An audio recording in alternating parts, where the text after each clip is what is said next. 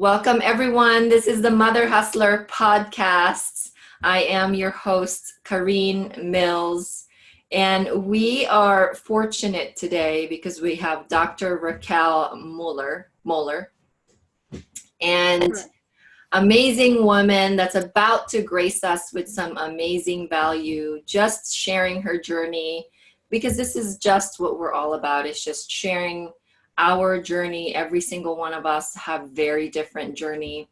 The only thing that matters is we have the same challenges, right? So welcome, Raquel. Thank you so much. I'm so excited to be here.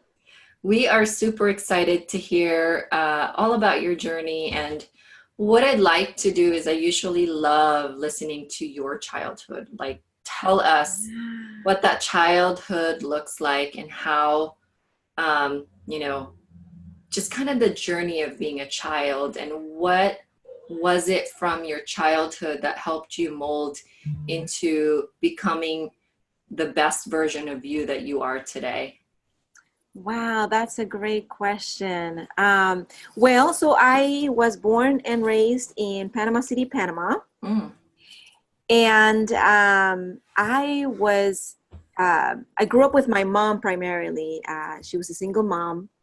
And my dad was around, though a lot of the time he would come and visit very frequently. And actually, sometimes they would call him just so he could come and like give us a spanking when we were, did something wrong.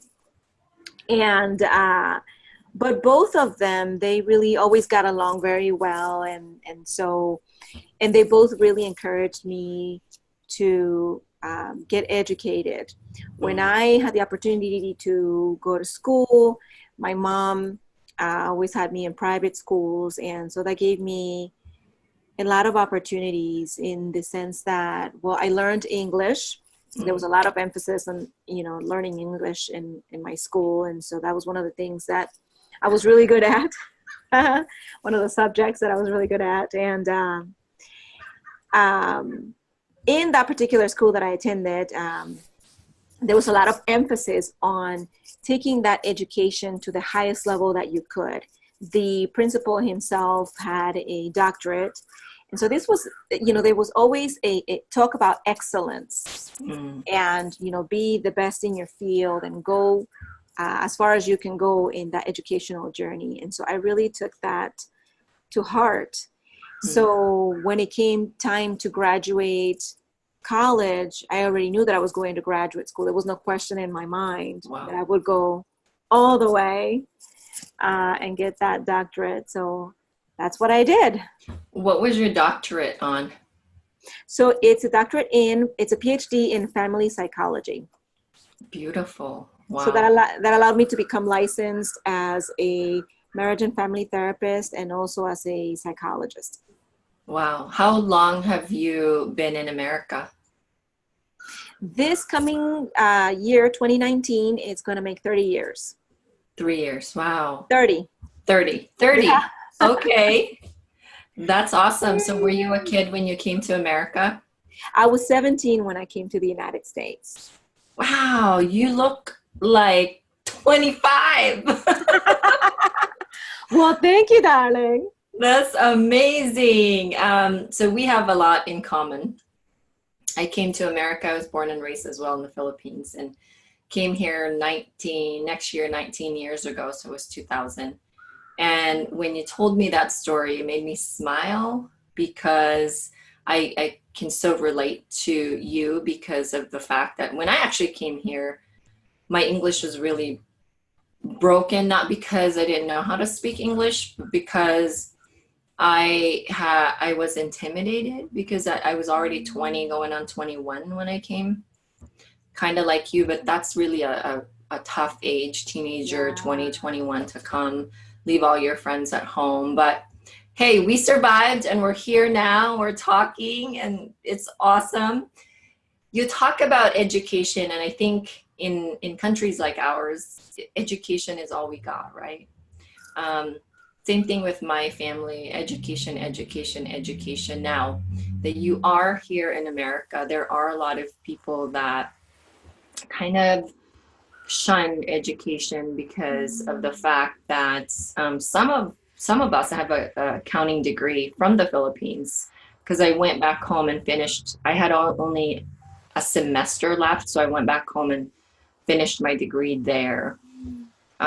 There's a lot of kids that are just quite not sure whether the degree they have is going to be useful in their career.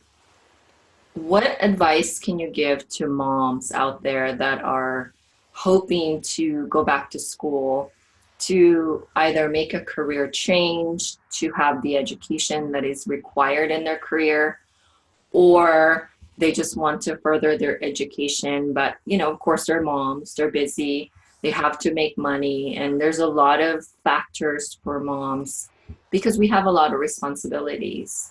Oh, yes. Yeah. So, I think, again, I value education a lot, and it's taken me really far. And at the same time, I have come to recognize that where I am right now, maybe I didn't need a PhD to get to where I am right now. However, I find that, getting that education has really opened some doors for me, and it gives me credibility, and it gives me confidence. And I think that, for any mom who is contemplating going back to school, if they really feel passionately about the field that they're wanting to go Mm, into, they should go for it, because it's all about creating the kind of life that you want and fulfilling your purpose and your dream. mm, So I think school should not be necessarily just, well, I'm going back to school so I can make more money. There's that, of course, but I think the bigger goal should be, is this something, this particular field or profession, is this something that's going to bring me joy and fulfillment? And is it going to be something that I'm going to use to serve my purpose and to serve other people? yeah, And I think that's yes. so important to keep in mind. Yeah, I had a guest that I asked the same question, and I wanted to get your opinion on it because I've had two PhD guests, mom entrepreneurs, over on this podcast. And I don't know if you know Dr. Carol Parker Walsh. She's awesome. Yes, Um, I've met her and I listened to her interview, and it was fantastic. There was so much energy there. She was so passionate, so eloquent, very, very yes, enjoyable. yes. So you talk about, I'm going to go back to your childhood. Yeah. And you said you were raised by a single mother, which sounds to me like you were raised by a mother hustler as well. Because Oh how yeah. many siblings did you have that she had to raise? Yeah. So it was three of us Mm, in our home. Yeah. that's awesome. There's a lot of similarities between you and me because although my parents are still married to this day, but as we were growing up, my mother operated like she was a single mom. My Mm. dad was very absent. He was around, but he had some troubles, and he had a lot of vices and all that good stuff. So it's I think we really learn from our mother when they go through life, because I saw my mom struggle a lot, and I think I learned from her struggles to make sure that I am independent from my husband and from any man for that matter. Oh, yeah. Oh my gosh. So You have a, tell yeah. me about your experience watching your mom, and what does that look like for you as a little girl, and how does that experience impact you now as a mom, because we're both moms, Yes, ma'am. and the way that we sometimes parent, it's either our parents inspired us to parent the same way, or we take it with a grain of salt. We do the good stuff, and then we try to not parent the other parts of how they parent. So tell us about that. Yes, I hear a lot of similarities in what you're sharing with my own experience. My mom, because she was a single mom, she had a lot of responsibility on her shoulders, right? She had to make sure that we had food to eat and shelter and school tuition and transportation. And we even had a nanny. So she actually did quite well in terms of providing, but it was sacrifice, Mhm. and the one thing that I remember a lot is she always focused on get an education, get prepared, so you don't have to depend on a man to support you, right? You must carry your own weight, and if things don't work out in your marriage, when you get married, at least you'll be able to make it on your own and bring your kids forward and raise them on your own. And so she was very big on that. And that's part of why she drove so hard for me to go to school and to be prepared, right? And at the same time, it's very interesting because when I was about to get married, which was 20 years ago now. Wow, She actually, thank you. So, but I didn't ever have the experience of having my mom be married. When my parents split up, I was very little. I was like, wow, 2, 3 years old. So I don't remember anything about them being together or anything like that, right? And so she said to me that she made the mistake of not sticking it out. If she was in a relationship, which she had several relationships, and something wasn't to her liking, she would just kind of, snip that cord and move on. She's a strong woman. Yeah. And she also grew up with a single mother. Uh-huh. My grandmother too. She was, a single mom of 6 kids. Oh my goodness. But she told me, I wish I would have stuck it out more. And I want you to really invest yourself in your marriage and do everything that you can to make it work. Mm-hmm. Don't be so quick to throw in the towel. Mm. So that was another lesson that she passed on to me. And that was very significant for me to hear those words from her. That is very powerful because it's coming from a woman who threw in the towel. Yes. A lot. And for me, my mother didn't have a college education. I don't even think she finished her high school. So, and she came from a very, very poor family. And for me, my mother never really verbalized a lot of those like your mother has. Mm-hmm. For the most part, my mother showed it to me. And what had happened was like she just stuck it out, and it's like, come on, you need to leave, Dad. Like there was so many chances for her to leave. Growing up as a teenager, the first decade of my life, I loved my parents. I was super innocent. Even though my dad got a little violent, he never really hit my mom because he was too drunk to hit the mark. But that's my first decade. And the second decade was I hated my mom because I felt like she allowed that to happen to her. Mm. And I started having my own opinion about it. As you become a teenager, you start being really aggressive and judgmental. Yes, very judgmental. And I hated my mom in my second decade, and in the third decade I become a mom. And that's when it all changed, and I revisited my teenage years, and I'm like, my mom is a freaking strong woman for sticking it out. There were 6 of us, and it makes me emotional to talk about it because I finally got what she was trying to achieve. And to this day, they're still married and we're all happy. Like there's a happy ending.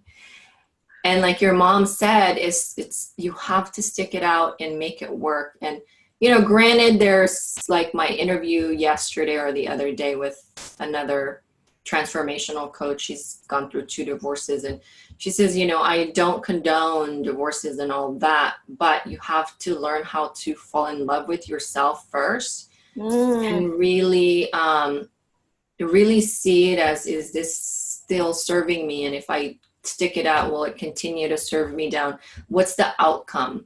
And I think my mother knew exactly what the outcome was going to be. And that's why the sacrifices that she made those decisions. And now everybody's happy. We're still a family unit. My dad is no longer a bad person. My dad has always been a good dad, but a horrible husband.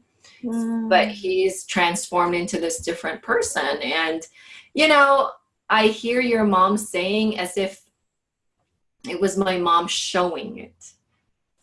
Wow. Does Thank that you make for, sense? yes, definitely. And I so appreciate you sharing that, very, vulnerable part of your story, right? Yeah. I think that, as you said, it's like they were doing the best they could with what they had at the time. And there's definitely something to be said for sticking it out, for being persistent. And in both cases, we came out all right, didn't we? So, Yeah. it's, and so now there's that, the beautiful outcome of that, which is, having a happy family, and also just learning also from the examples and the messages that we got about how to love ourselves and how important it is to love ourselves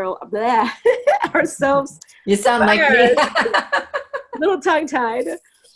To love ourselves first, and yeah, it when we can love ourselves first, we are able to give love to other people. A lot of love to other people. Right? And that's part of the message that I like to share with other moms. It's that even though you're a mom, it doesn't mean that you don't take care of yourself, or that you neglect your own self-care in order to take care of your children, because in doing that, you're doing them a disservice.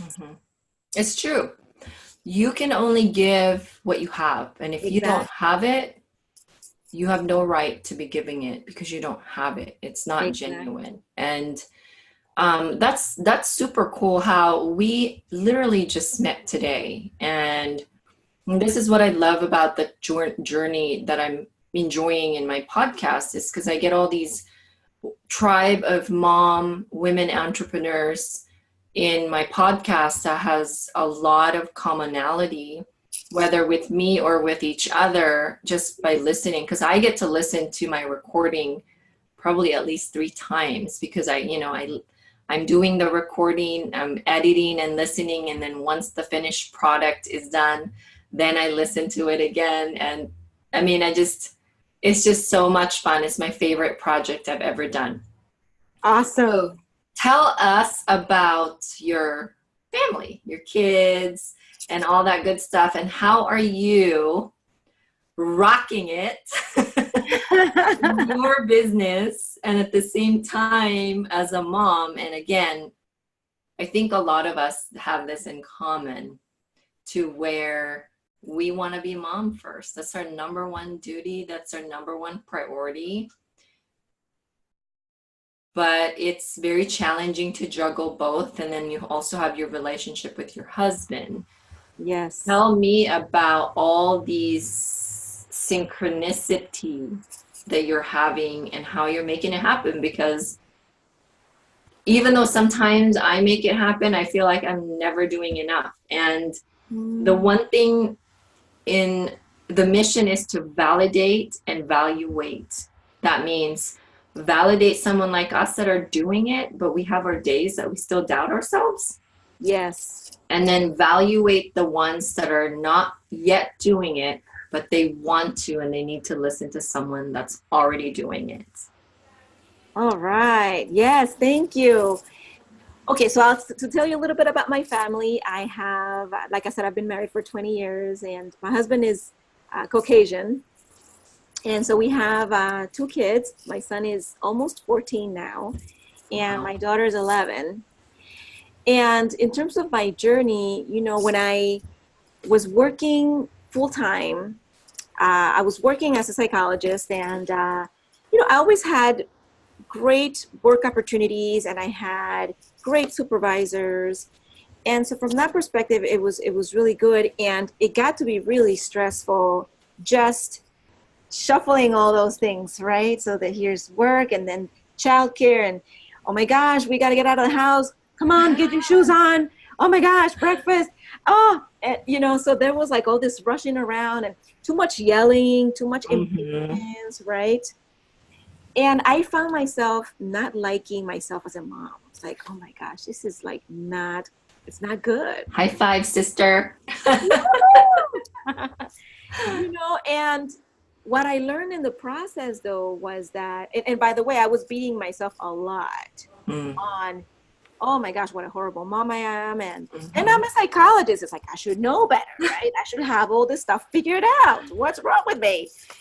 And so going back to your point about, doubting ourselves, Mhm. holy macaroni.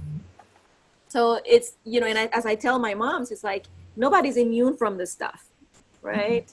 It happens to all of us, and along my journey though is I learned that when I took better care of myself and I slowed down, I was actually able to be more patient, to be more present. Mm. My family started to like me better. My I husband know. started to like me better, and it's like, wow, what a revelation. And so when I was starting my business, I decided, what if I could help other moms not have to struggle as much and as long as I Mm. did in figuring these things out, and be the better moms, the best moms that they can be right now, because they grow up so fast. They grow up so fast. Before you know it, they're in high school and then in college, and bye-bye, and you don't get another chance to do it. And we Like, cry because we can't rewind it. no, exactly. You can't rewind it. I'll tell you something else though. It's been a big blessing for me to become an entrepreneur. Wow, that's You amazing. know, so and the reason is because, so we look at it as, yes, so we are moms and then we're trying to run a business, and that is tough. And at Mm-hmm. the same time though, I have found is that by me embarking in that journey, I have learned so much about myself, Mm-hmm. about my capabilities, my strengths, and also my challenges, right? My flaws. Um, and it's confronted me with my own fears as well. So it's Wow. been for me a really a journey of growth and personal development. And as I do that, I find that the more that I grow and develop myself, that has allowed me to show up more present and more patient and more giving, Mm. and better sense of humor with my kids. And that is so fantastic to me. It's been a gift, really. I know it has a lot of, it does have a lot of struggles, but you actually become, because of the struggles, you learn how to not get worried right away and not get stressed out right away. Yes. And like I said, I interviewed this lady that said, I don't condone the divorces, but if your kids are not getting the best version of you because you become this nasty person Mm. that's no longer genuine, you're being compressed, your energy is being compressed, Yeah. and you are no longer operating as the authentic you, then your child is not, or children is not getting the best version of mom. And so if that becomes an issue, then because we project sometimes our frustrations to our kids without intention, Yeah. because we're having a bad day or for whatever reason fight with our husbands, and you're also showing that to them, she says, then that's when you really have to look at things. And as tough as that is, you need not show that to your kids, that there's a borderline, you got to draw the line somewhere, which makes a lot of sense. And it is tough to be an entrepreneur, but it is freaking worth it, right? Oh my gosh, it is so worth it. And it reminds me of a quote that I really love, and I don't know that I'm going to say it 100% accurate, but it's basically the idea of, if don't ask what the world needs, find something that brings you alive and go do that, because what the world needs is people who have become alive. Yes. And so I look at that as, if we all as moms could do the very things that bring us alive, that bring us fulfillment and joy, we're going to show up differently. We're going to transmit that very energy in those very lessons to our children, and they're going to see that example and they're going to go, oh my gosh, yes, that's the kind of person I want to be. Yes. Right. And it's the same thing with our marriages, right? Like if we can show up as our best partner and spouse, wow, what a beautiful example for them to see of what marriage could be and should be. Yeah. Right? So, and you make the other spouse better yes, because when you grow from within and they see that and it actually projects to them without you having to tell them. Does that make sense? yes, They just see what you're doing and it almost puts them into guilt mode and say, oh, she's working out, I better go work out. You know, like things of that nature. Oh, she's cooking and she's been cooking for the last six days, so I better cook at least once a week. You know, like it just makes them think of when you're not always nagging your spouse or your partner, and you're just focusing on yourself and you're just this happy person. There's nothing bad they could say about you. Exactly. And because there's nothing negative they could say about you, everything just turns into a positive. And it's really magical. It's hard to, oh my gosh, it's hard to connect the dots that way without going through it, especially when you're in the zone of difficulty. It's hard to open up your mind that is actually real and that's how you should do life, because you're having this difficulty and you don't know what the other side looks like, and you're scared and you're fearful for whatever reason. I always say it always makes sense in the end. It always does. And so I'm so glad that we talked about family. This is awesome. Awesome. You talk a little bit about what your mother taught you. Now, my next question is the specific thing that your mother taught you that you're passing on to your kids. What's that lesson that your mom taught you that you are constantly teaching your kids when you're raising them? Wow, that's a tough one. Let's see. You know, in my family, my mom and my dad both have always taught us about being respectful. And I think part of that is you know, it's inherent in the culture, right? In Latin culture, there is this idea that, you know, being respectful, especially being respectful to your elders. So that has been something that's always been important to me, and to transmit that to my kids, as well as the idea of being humble. That just because you have, you know, X house or X car, or you've got this many degrees or whatever, it doesn't give you permission to like lord it over other people or like think yourself superior. You know, you always want to be humble and always want to find a way to connect with and to serve people who need you. And so I would say those are the two big pieces for me. That's awesome. If your mother was listening right now, what would you tell her? Oh my gosh, I would tell her, thank you, Mommy, for all the wonderful lessons that you have taught me. And oh my God, you're going to make me cry. I warned you.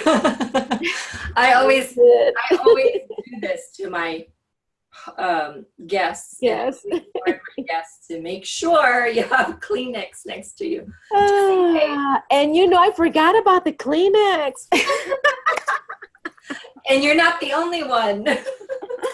I cried the other day when my last interview, as I was sharing back and forth my story, and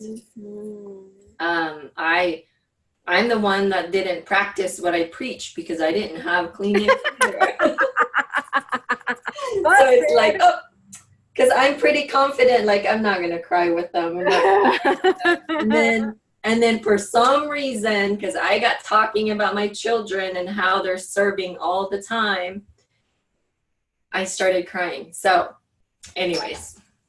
So yes, I would tell her thank you for everything that you've done. And, you know, and I always try to make it a point when I write on her Mother's Day cards and birthday cards and Christmas cards, thank you for all the support, all the love, all the advice. because she's always there. She's been that person, even with her own siblings. She's the second eldest, and she's the eldest girl. So she's always been a caregiver for everybody, and so she's definitely always there to support everyone. That's awesome. Yeah. Now, how long have you owned your business? This November, it's gonna make 2 years. 2 years. Wow! Congratulations. That's amazing. Thank 2 years you. in business. Who are your target market? We talked about a lot about moms, so I'm guessing that's your main target market. And tell me about your practice, and who are those people and what kind of issues or what challenges they may have that they can that you can help them with. Great. Yeah. So I actually started out as a regular therapy practice. And so eventually along the way, I discovered where my passion really was, and that was in serving moms.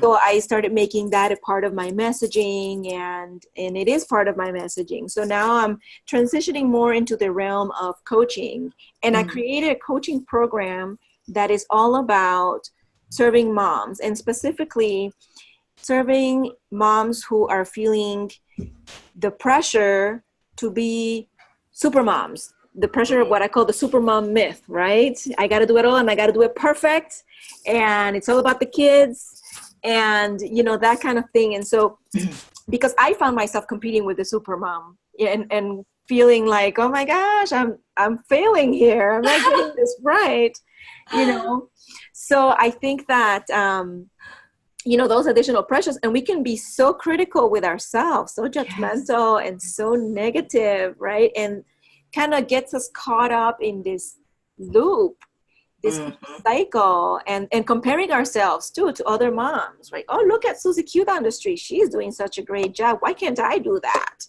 Right? And when we're working, we get jealous of the stay-at-home moms, and when we're stay-at-home moms, it's jealous of the ones who's working, and thanks for saying that. I laugh because it's true. And right? This is why this podcast exists, because we need to be real, and everybody needs to know that we all go through the same crap. We all have that day. And be careful what you compare yourself to or who you compare yourself to, because unless you truly, truly want to trade places with them and live their life, then you have no business of trying to be comparing yourselves to them. Because like when we started here, you had no idea I also came from another country, and that I had, daddy issues. My dad was, drinking and womanizing and all these other vices, gambler. Although we loved him as a dad, we saw how he treated our mom. So it's like when somebody says, Crane, I want to be just like you, be careful. Always be careful who you compare yourself to and who you want to become, because you only see the surface. You don't necessarily see the journey. And I think a lot of people want to be a successful person, but they don't want all the other crap that comes with it, because it does come with crap. Oh, yeah. And if you're not willing, you ain't getting it. It's like, you got to be willing to go through those, because that's what grows you. Well, that's it. Exactly. You have to deal with the challenges that are put in your way, and that's what creates you into the person that you ultimately become, right? And so with the moms, it's, I think like you said, we all have our struggles, whether we are dedicated to our families exclusively and taking care of the home, or whether we have a career. We all go through this struggle. And so I think it's important to honor that, and to not, to kind of unite and support each other as moms, as opposed to sometimes we can be pretty mean, right? Like criticizing other moms, like, oh, look what she's wearing, or what is she doing? Or, you shouldn't be doing that. It's like, well, let's be supportive, you know? Yes. And Yes, so that's, exactly. yeah. You know, I wear nice clothes. I think people think that I spend a lot of money on them. And I'm so proud when people say, I love your sweater. Because like this morning, someone said, oh, your sweater is so nice. And like the back is like, it's like very nice. Oh, sweet. And I just go, up, Goodwill, baby. You know, like, and my husband used to say, like, why would you say that? And I'm like, because other women think that shopping at a thrift shop or a discount store or whatever is below anybody. And so they go to this expensive and buy and spend all their money and make themselves broke because they want to look as good and comparing themselves. I want them to know that you can look good. This is Target brand for $9.99. It still had a ticket on it. It's brand new. Nobody's worn it. But Goodwill gets Target brand that they never sell even on the clearance rack, and then they push it to Goodwill and Cool. they discount it really heavily, but it's brand new. But that's the thing. It's like people are like, oh, you always look so nice, but you have to learn how to embrace those things. And I just shut it down because they might think that I spend a lot of money on clothes, and they might be intimidated with me because I look so nice. And I've been told that I can be intimidating, and I just want to shut it down right away and say, do not be intimidated, because my journey is different than your journey. Right. And you have no idea that this nice sweater actually came from Goodwill. Goodwill. Guess what? You can go there too. Yes. Just because I look good in it or I put it together really nicely doesn't mean you have to go somewhere expensive. But I just do that because I want other moms and women to know that these other perception that we have to spend a lot of money to look good. And we have this jealousy sometimes with each other. To understand that why would you be intimidated by someone like me who buys clothes?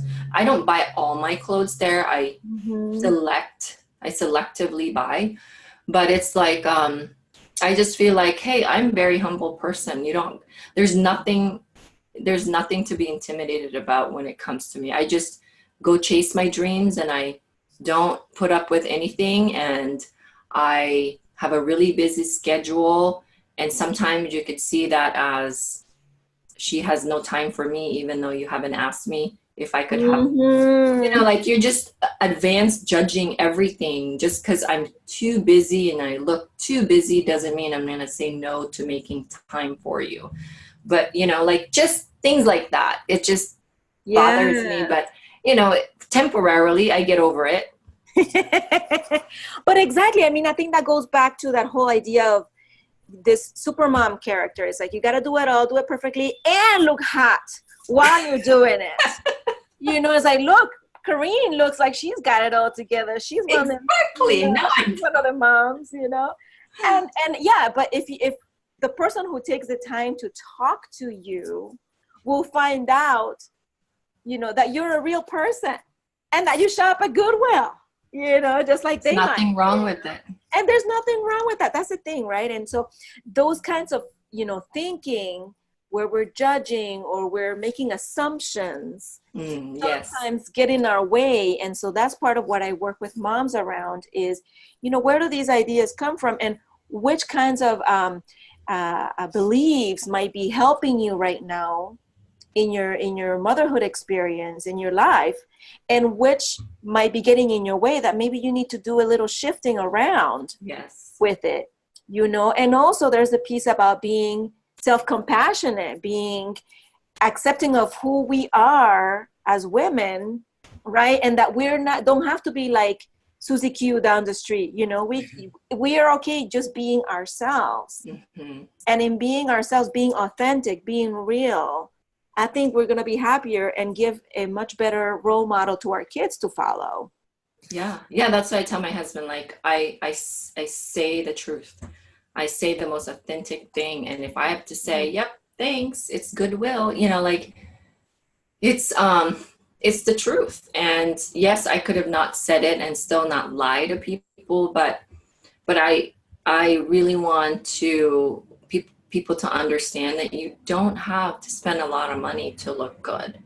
You just Right. have to look good. You just have to be happy and confident. Ooh, Like I happy love and it. confident. It's Yes. true.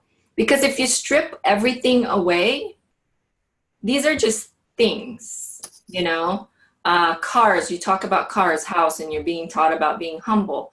If you strip all the human creation away, and if you wear your smile all the time and you're so confident about life and you're just killing it in life, I'm not saying it's perfect, I'm just saying you're Right. killing it. It just shines. You shine, and when you shine, that's all you gotta look. That's the look, that's the best look ever.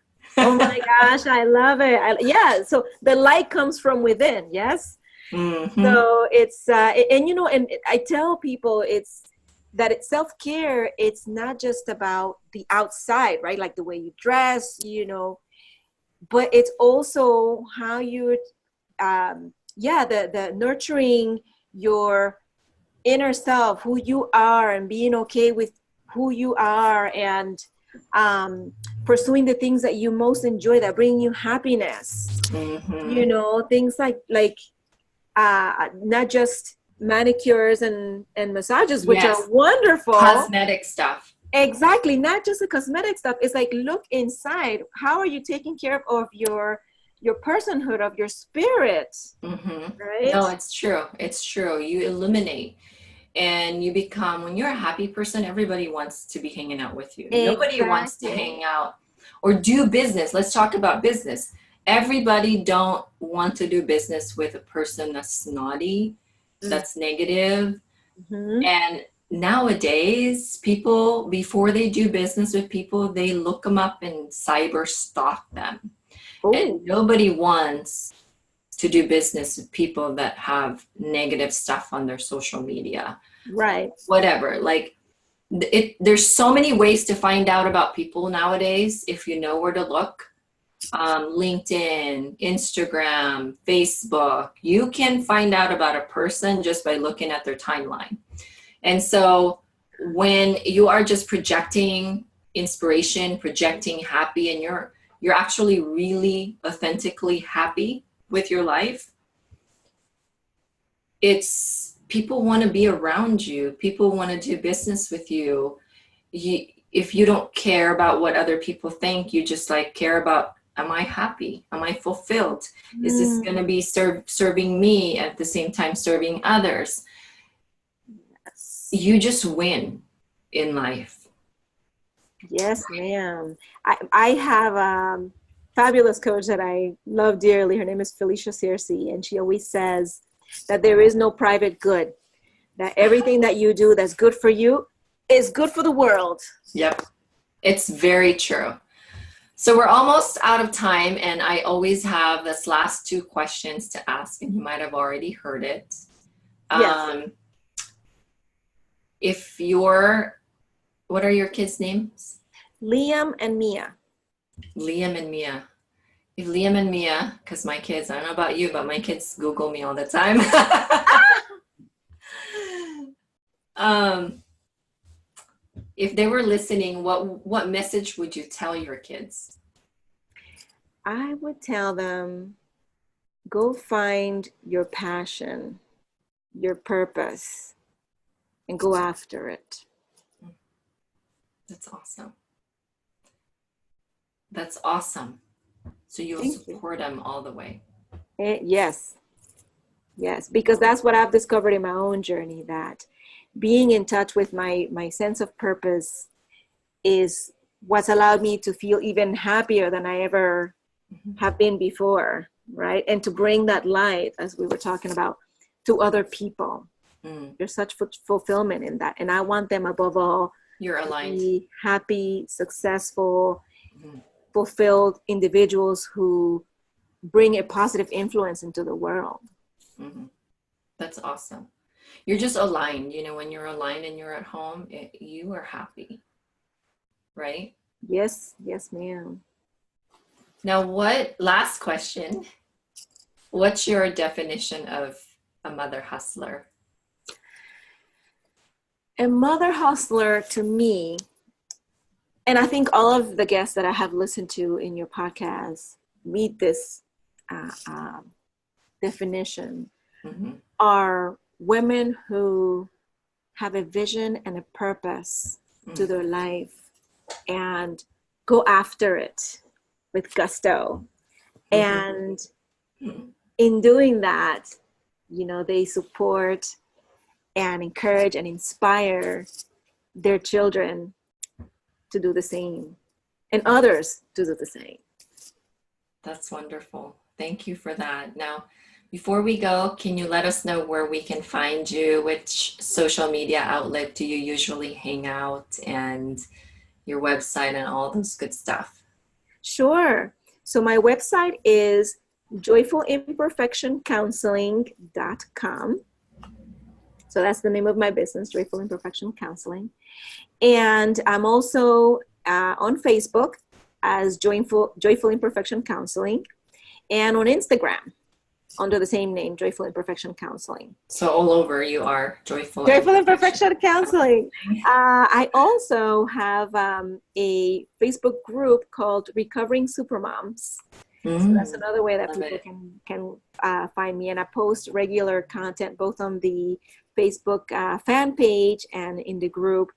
I post inspirational quotes and memes and videos and articles and things like that. So wonderful. It'd be a good way. Well, I just want to say thank you so much for your time today and sharing your journey and being vulnerable as well. And really, my favorite part is not only sharing about your mother, because I always love to see how does this person become the person who they are. It must be their parents or their mom or how they were brought up, because sometimes not everybody gets lucky enough to be raised by a mom, but a grandmother or a single dad, or for whatever reason. I always want to get into that background, whatever that looks like. So I appreciate you for sharing all of that. And I am so glad we are virtual friends, and I can't wait to meet you in person and potentially have coffee with you and we can chat. Yes, let's do it. But thank you. Thank you very much, Karine. It's been a really wonderful experience being here with you. And if anything that I said resonates and, people feel inspired by it, I am super thrilled about that. So thank you for this opportunity. You are so welcome, and you just go get it, girlfriend, okay? All right. Woohoo! Take care. You too. Thank you, Karine. Bye-bye. Bye.